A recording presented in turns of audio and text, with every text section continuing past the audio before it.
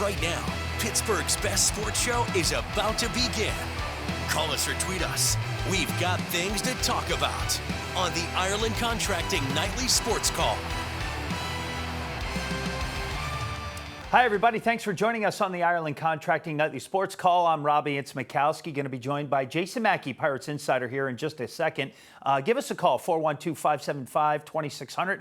Air out all the opinions you have for me, for Jason, questions, anything you got. We're happy to take your call. And Jason, let's talk a little Bucco baseball. First of all, it's so awesome to do a show with you, specifically this show, and can't wait to dig in a little bit on the Buccos tonight. But first of all, you made the walk right across the street from the North Shore here to downtown to our studios. Impressions of tonight's game. They were dominant from start to finish, it seemed. Yeah, Robby, this was a recipe the Pirates need to replicate. I mean, energy at the top of the lineup. Jake Mangum, I thought he was outstanding. Ronnie Simon, the same thing.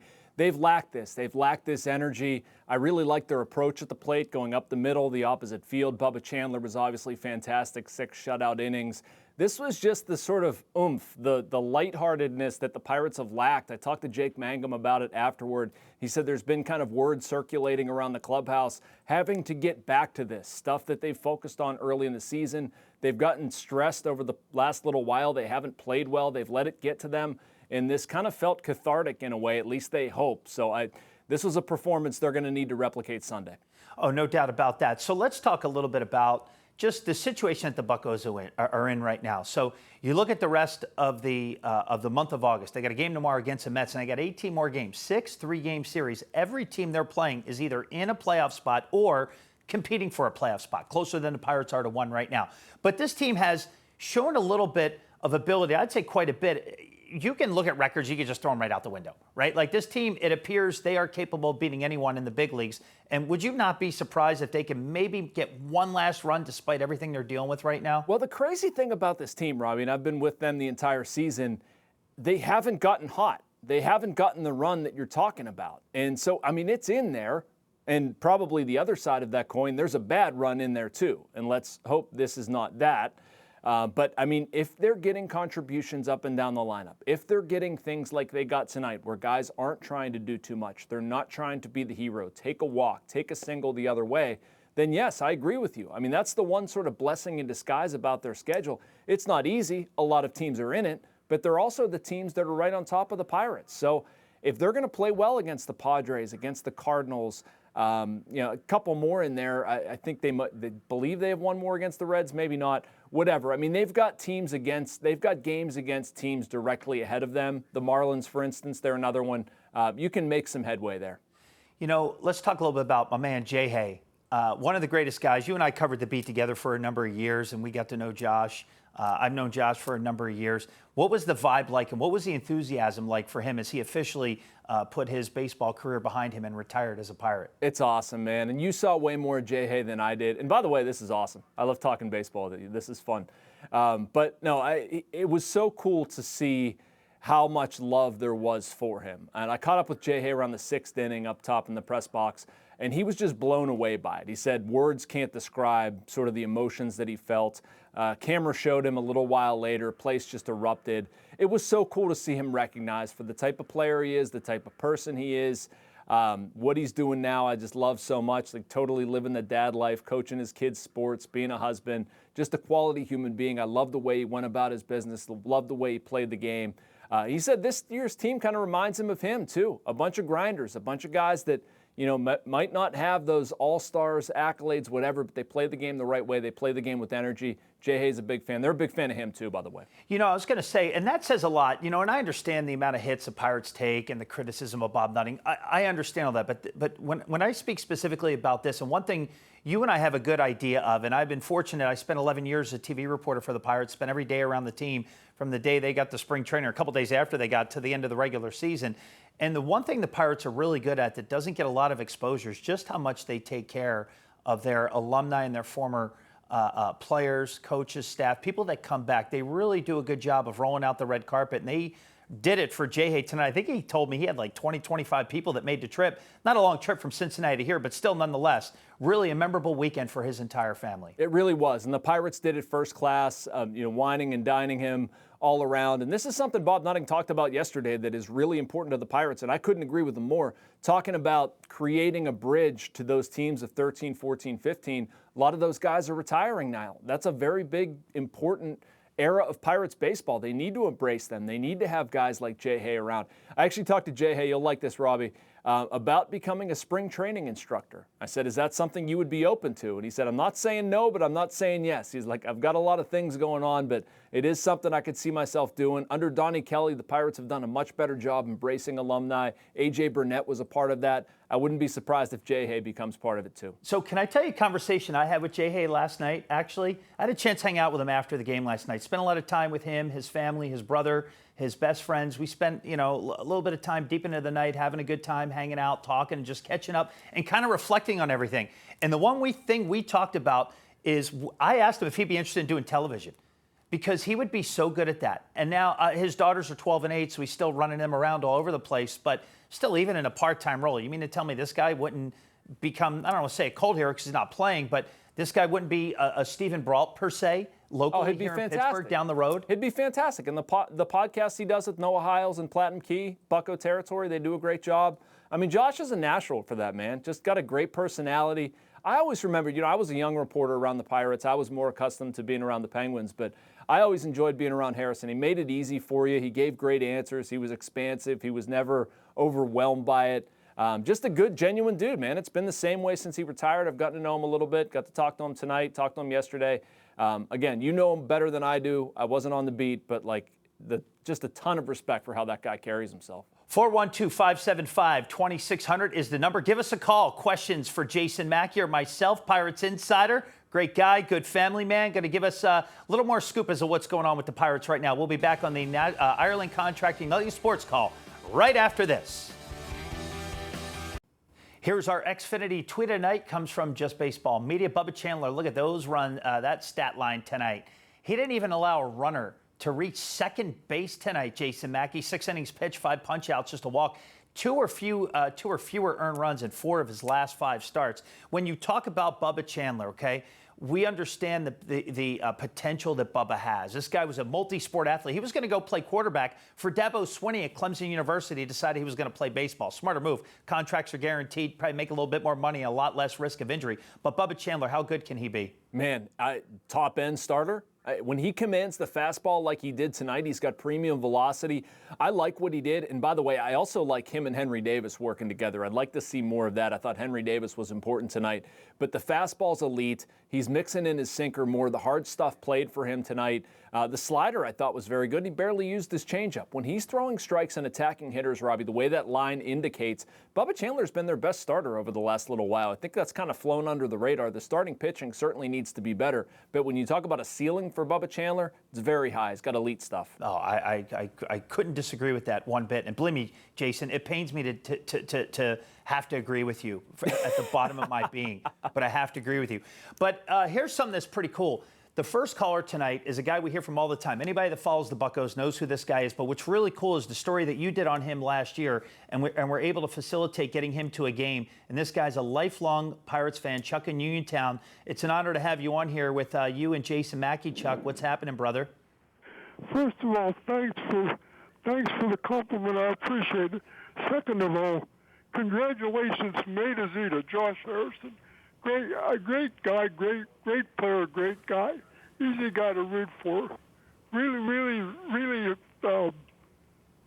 congratulate him. But as far as the Pirates are concerned, it's, tomorrow, you got to forget what's happened in the past because you can't change it.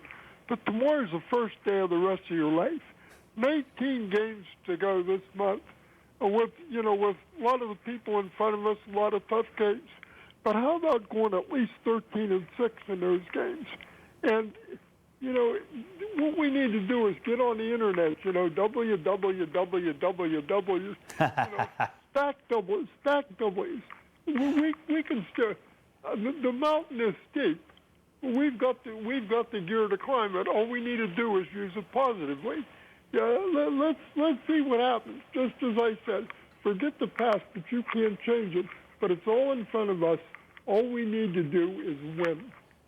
Well, no doubt about it, Chuck, and I appreciate hearing from you. I mean, thanks, Chuck. You know, this is definitely, look, we're one game at a time, all the boring cliches that you got to give, but if they could win a series tomorrow, you got to go to Miami. Who knows what's going to happen? Sandy Alcantara was dominant tonight. Doesn't look like they're going to see him next week, right, Jason? So, I mean, if you can get a series win, you got to carry a little bit of momentum going south, right? Yeah, I actually talked to Jake Mangum about this exact thing tonight. And he let out some emotion post-game if anybody was watching that. But I was asking Mangum what was up with that and kind of where he's at, mood of the team. Jake Mangum's one of those guys. He's just very good kind of letting you inside the clubhouse. And he said that's what they're talking about, one game at a time. He's like, I know it's cliche. I know I've been saying the same thing since spring. But it does, we won a game tonight. Great. We have to win one tomorrow. We have to keep winning. We have to keep winning. And, Chuck's exactly right. One foot in front of the other. They can't worry about any of that stuff. They put themselves in this position. The past is the past, but the only way to dig out of it is to continue to play quality baseball. They do have the talent in that clubhouse. Now, the starting pitching needs to give them what Bubba Chandler did or some facsimile of it. And the offense needs to score more than 2 runs a game. I know that's a fairly obvious statement. The way they do that, again, is an approach that they employed tonight, taking walks when they're there, singles when they're there, not trying to do too much, pass the baton. So tonight was a good example, but it's going to be a big test if the Pirates can repeat it. John in Cranberry, what's on your mind, my friend? Hey, Robby and Jason, thanks for taking my call. Thank you. So, Yep. I just wanted to share a quick Jay Hay moment. I was fortunate enough to be at the game, the Rich Hill no-hitter in the ninth inning game. Oh, yeah. When Jay Hay walked it off in the 10th for the 1-0 win. It was one of the best Pirate games that I attended. I got lucky, and I'll always remember Jay Hay from that game and that moment. And he gave us a few of them, so it was great to see him tonight. I have a couple of injury questions for Jason. I know Jason's the insider, right? So yes, he is. I want to get an update on ND's injury, number one. I want to find out if you have any idea when O'Neal Cruz is coming back. And then my last injury question, this one's kind of a hypothetical one. Mitch Keller was solid the first 10 starts of his season, but then he was kind of disastrous after that. As we know, he's done for the year. Jason, do you think that there might have been some arm stuff before he was announced to go out? Because I've never seen Mitch.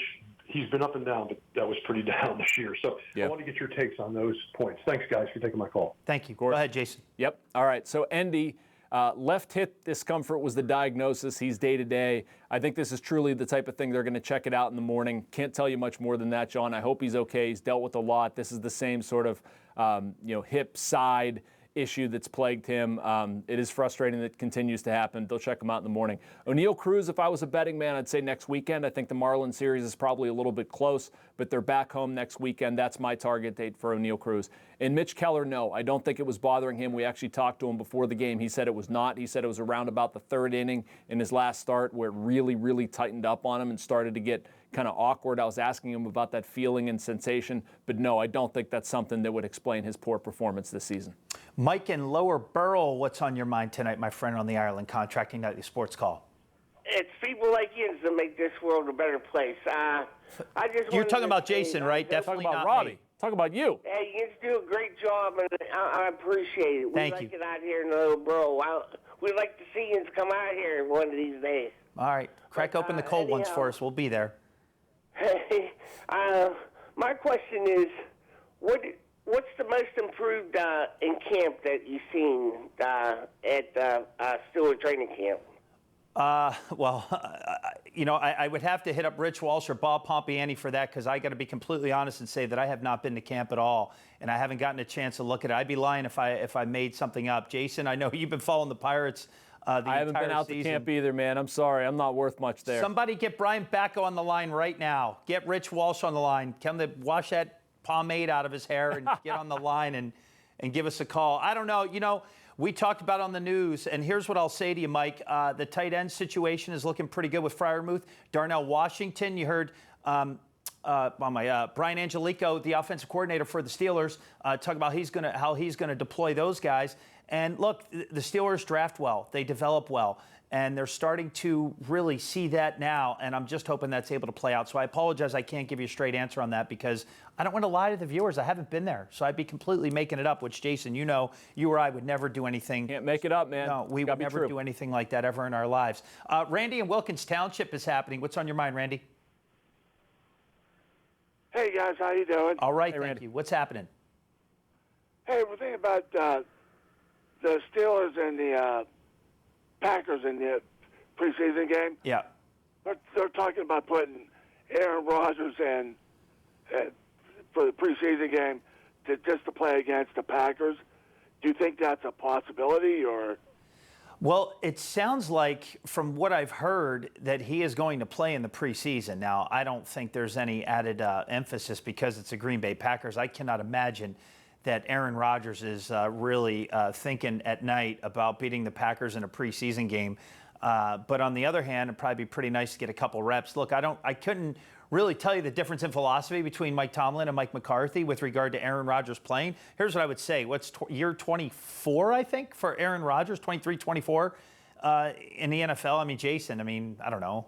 These guys are on autopilot by this chance. They're on autopilot. I Don't you trust think? Aaron Rodgers, Robbie. I trust him enough to go in there and not get creamed. He's well aware of things that are happening. He's not going to do what I did in high school and miss a backside blitz and get blown up.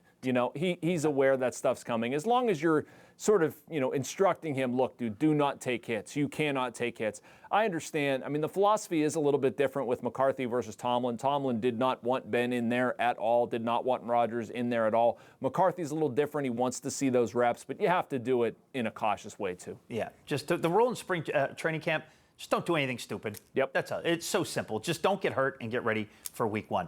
All right, we got another segment coming back with Pirates insider Jason Mackey here on the Ireland Contracting Nightly Sports Call. Stay tuned. We welcome you back to the Ireland Contracting Nightly Sports Call. I'm Robby Incmikoski, wrapping things up with Jason Mackey. And Jason, I just got a text during the last commercial break that said we should go tarps off for the final segment. Agree or disagree? Agree. Let's go. No, that is not going to happen. I'm not going to tell the viewers who sent that message, and I know I'm going to hear it after this. Was it my wife? No? Potentially. Hey, so here's the deal. Looking forward, lack of performance, disappointing ends, bullpen, everything. You look at where they are in the standings. Do you rule this team out at this point? Because I don't, simply because I still think they have a run in them. I do. If the bullpen can figure itself out, Robbie, that's been the biggest question mark with this team. Followed closely by the starting pitching. But right. I believe they have the talent in the starting pitching group. I do think they're going to score more. I'm not ruling this team out. Crazier things have happened down the stretch than the Pirates winning enough games. And these are so clustered when you talk about going for the wild card that it's just too early to make any type of decision here in the first parts of August. Let's see how things play out. Mets, they got to go to Miami and come home against Boston and Detroit. Jason, this was a lot of fun. Thanks for doing this, my friend. My pleasure, man. Thank you for having me. All right, that's going to do it here for the Ireland Contracting Nightly Sports Call. We'll see you tomorrow night.